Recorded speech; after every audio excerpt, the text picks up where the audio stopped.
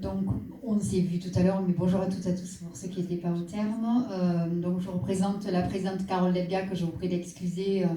Et j'ai grand plaisir à être aux côtés de Geneviève, que je connais depuis un certain temps aujourd'hui en Ariège. Je suis en charge à la région donc, du tourisme, du thermalisme, des loisirs et du STRADET, schéma régional d'aménagement durable, d'égalité des territoires. Je regarde Michel parce que ça doit lui rappeler des souvenirs. Aujourd'hui, il reste encore beaucoup de travail, effectivement. Alors, notamment, moi, je vais plutôt parler côté politique pour la parité, pour la représentation des femmes dans la vie démocratique, même si les lois, bien sûr, alors à la région, nous avons la parité obligatoire à instaurer cela sur certaines listes. Il n'en demeure pas moins, Monsieur le Président de la communauté de communes, qu'effectivement, beaucoup de territoires ruraux peinent encore à cela. Une nouvelle loi vient de changer pour les communes de moins de 1000 habitants. Donc voilà, on a une parité qui devient obligatoire. C'est dommage que ça devienne obligatoire, ça c'est moi.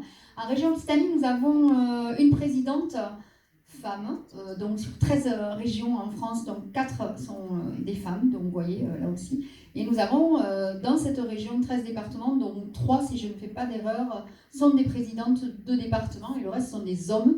Donc voilà, je pense que souvent les femmes, en tout cas c'est mon impression, s'interdisent des choses, que ce soit dans le milieu politique d'ailleurs, ou quelquefois aussi évidemment dans le milieu des entreprises, dans la vie associative, pour prendre des responsabilités. Et ça, notamment en politique, c'est dommage, parce que oui, moi je ne suis pas une féministe absolue, mais je pense que les hommes et les femmes sont parfaitement complémentaires et qu'on peut, sur la politique en tout cas, amener un point de vue différent, une façon peut-être de travailler différente des hommes, mais en partenariat, nous avançons en équipe, en PAC, comme aime le dire la présidente, et ça, c'est l'essentiel.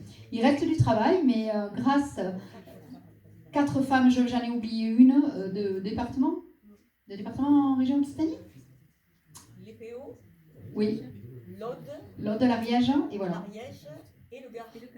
Ah oui, le Gard. Et le Gard maintenant. Eh oui, pardon. Et il y en avait 5.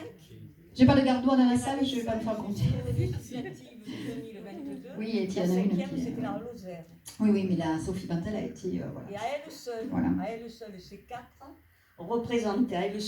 4 représentaient 25% des effectifs des présidents de conseils généraux départementaux.